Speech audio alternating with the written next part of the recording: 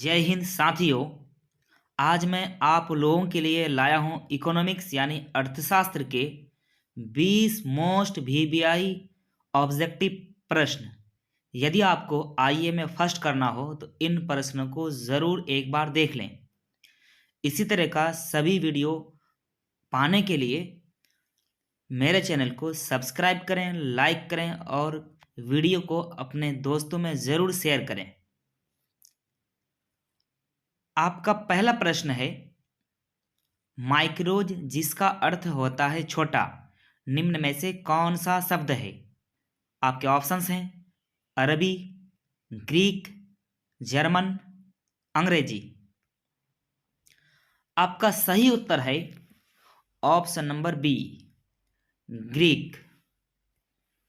आपका अगला प्रश्न है, व्यष्टि अर्थशास्त्र में निम्नलिखित सम्मिलित होती है।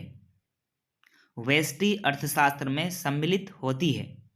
आपके ऑप्शंस हैं व्यक्तिगत इकाई, छोटे छोटे चर, व्यक्तिगत मूल्य निर्धारण, उपर्युक्त सभी। आपका सही उत्तर है ऑप्शन नंबर डी, उपर्युक्त सभी, यानी व्यक्तिगत इकाई, छोटे छोटे अर्थशास्त्र, व्यक्तिगत मूल्य निर्धारण। अब आपका अगला प्रश्न है, उपभोक्ता व्यवहार का अध्ययन किसमें किया जाता है?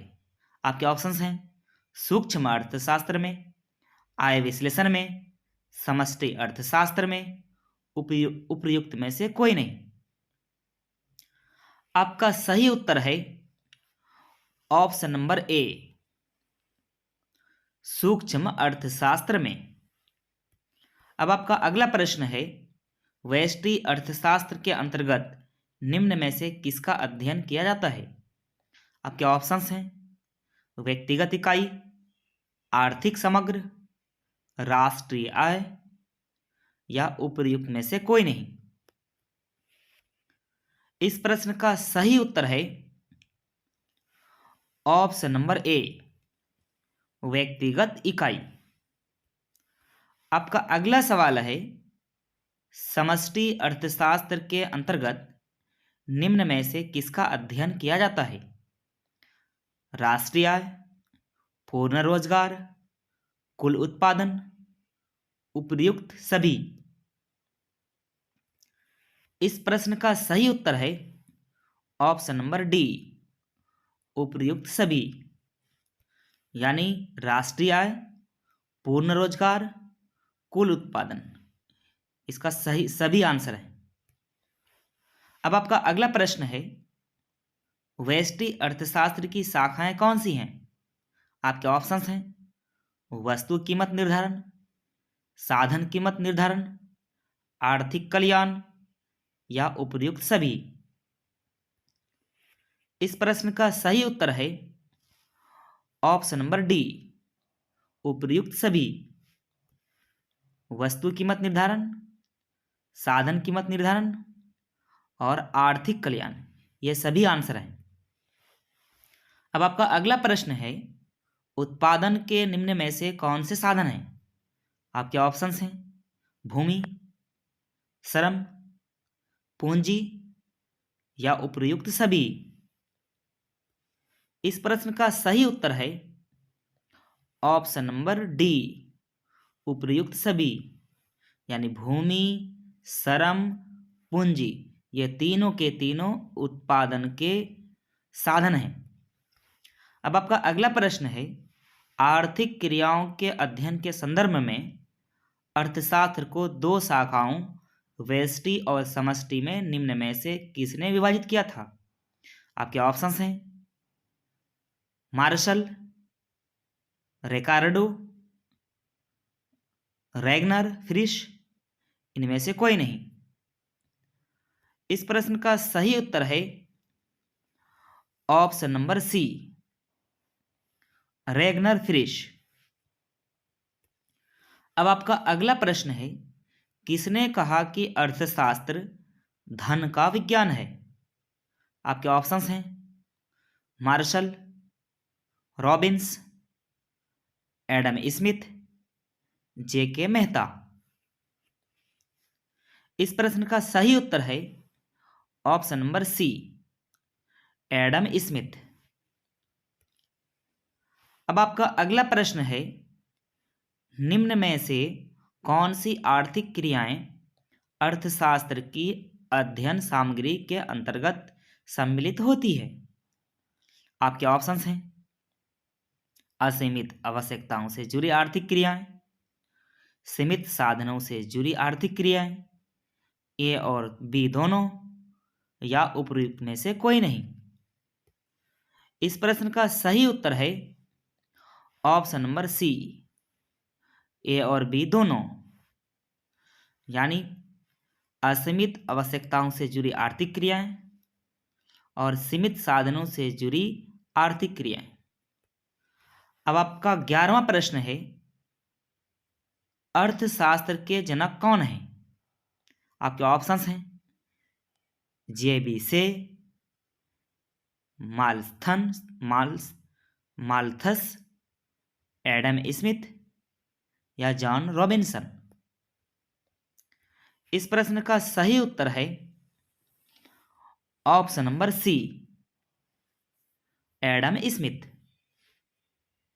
तो साथियों, यदि आपको प्रश्न अच्छा लग रहा हो, अगर आपको प्रश्न अच्छा लग रहा हो तो आप मेरे चैनल को सब्सक्राइब करें, लाइक करें, कमेंट करें और वीडियो को अपने दोस्तों तक जरूर शेयर करें। अब आपका अगला प्रश्न है, सबसे पहले माइक्रो शब्द का प्रयोग करने वाले कौन हैं? आपके ऑप्शंस हैं, मार्शल, बिल्डिंग्स, केंज, या रेगर फ्रीश। आपका सही उत्तर है ऑप्शन नंबर डी, रेगर फ्रीश। अब आपका अगला प्रश्न है, किसके अनुसार अर्थशास्त्र मानव कल्याण का विज्ञान है? आपके ऑप्शंस हैं, A Marshall, Paul Samuelson, J S Mill, या एडम स्मिथ। आपका सही उत्तर है option number B, Paul Samuelson. अब आपका अगला प्रश्न है, निम्न में से उत्पत्ति का साधन नहीं है। आपके ऑप्शंस हैं, भूमि, श्रम, या मुद्रा, या पूंजी। इस प्रश्न का सही उत्तर है ऑप्शन नंबर सी, मुद्रा। अब आपका 15वां प्रश्न है, अर्थशास्त्र की विषय वस्तु का अध्ययन किस शाखाओं के अंतर्गत किया जाता है? आपके ऑप्शंस हैं, व्यष्टि अर्थशास्त्र, समष्टि अर्थशास्त्र, उपयुक्त दोनों, या उपयुक्त में से कोई नहीं। इस प्रश्न का सही उत्तर है ऑप्शन नंबर सी, उपयुक्त दोनों, यानी व्यष्टि अर्थशास्त्र और समष्टि अर्थशास्त्र। अब आपका अगला प्रश्न है, निम्न अर्थशास्त्री में से कौन कल्याणवादी विचारधारा के नहीं हैं? आपके ऑप्शंस हैं, जेबी से, मार्शल, पीगू, या कैनन। इस प्रश्न का सही उत्तर है ऑप्शन नंबर बी, मार्शल।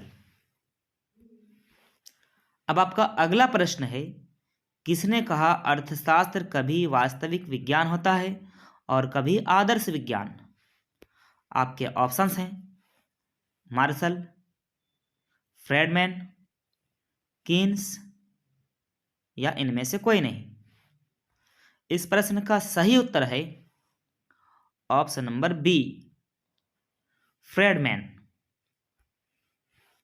आपका अगला सवाल है, निम्न में से कौन सा कथन सही है? आपके ऑप्शंस हैं, मनुष्य की आवश्यकताएं अनंत होती है, साधन सीमित होते हैं, दुर्लभता की समस्या चयन को जन्म देती है, इनमें से सभी। आपका सही उत्तर है ऑप्शन नंबर डी, इनमें से सभी। अब आपका अगला प्रश्न है, अर्थशास्त्र की केंद्रीय समस्याएं कौन सी हैं? आपके ऑप्शंस हैं, साधनों का आवंटन, साधनों का कुशलतम उपयोग, आर्थिक विकास या उपर्युक्त सभी। इस प्रश्न का सही उत्तर है ऑप्शन नंबर डी, उपर्युक्त सभी। तो अर्थशास्त्र की केंद्रीय समस्याएं साधनों का आवंटन, साधनों का कुशलतम उपयोग और आर्थिक विकास है। अब आपका 20वां प्रश्न है, आर्थिक समस्या मूलतः किस तथ्य की समस्या है? आपके ऑप्शंस हैं, चुनाव की, उपभोक्ता चयन की, फार्म चयन की या इनमें से कोई नहीं। आपका सही उत्तर है ऑप्शन नंबर ए, चुनाव की। अब यह प्रश्न आप सभी लोगों के लिए है। यदि आपको इस प्रश्न का उत्तर मालूम हो तो आप जरूर एक बार कमेंट बॉक्स में देने की कोशिश करेंगे। आपका प्रश्न है, वर्तमान भारत के वित्त मंत्री कौन हैं? निर्मला सीतारमण, प्रणब मुखर्जी, राजनाथ सिंह या मनमोहन सिंह। तो साथियों, इस प्रश्न का उत्तर आप सभी लोग कमेंट बॉक्स में जरूर देने की कोशिश